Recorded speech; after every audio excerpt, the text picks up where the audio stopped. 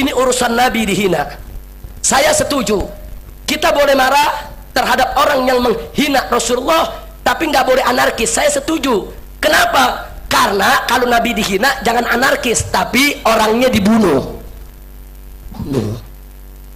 Jadi jangan anarkis, bunuh orang yang menghina Rasulullah.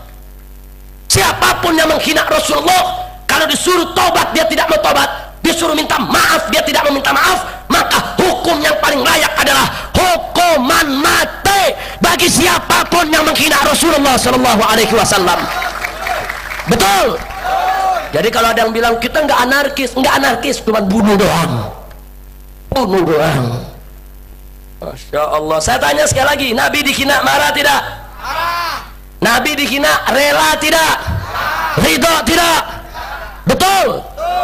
Nah, jadi kalau Anda masih ada di sini jauh dari kami, minimal doakan kami yang sedang berjuang, saudara. Nggak, kita nggak peduli mau ditangkap, mau dipenjara, nggak peduli.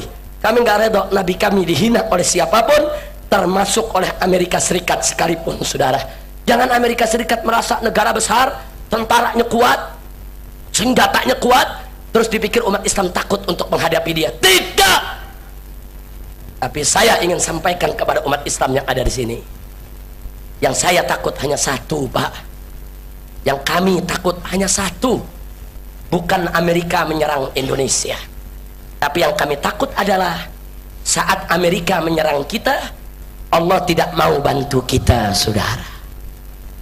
Itu yang kita takut. Kalau Allah bantu kita, nggak peduli siapapun musuh yang menyerang kita. Kenapa saya takut Allah tidak bantu kita, Allah tidak tolong kita? Perhatikan firman Allah dalam Al-Quranul Karim. Allah menyatakan, intan surullah yansurkum wa yuthabbit aqdamakum. Kalau kau membela Allah, menolong Allah, menegakkan agama Allah, yansurkum, niscaya pasti Allah akan memenangkan kamu sekalian. Wa yuthabbit aqdamakum, dan Allah akan mengokohkan langkah-langkah perjuanganmu sekalian. Ini janji Allah. Kalau kita bela Allah, Allah menangkan kita. Lalu bagaimana cara membela Allah padahal Allah tidak butuh pembelaan kita, saudara? Innallaha ghaniyun 'anil alamin. Allah itu maha kaya, tidak butuh dengan semesta alam. Maka itu sepakat para ahli tafsir, yang dimaksud membela Allah adalah membela agamanya, menegakkan hukumnya, menjalankan segala perintahnya, dan meninggalkan segala larangannya, saudara.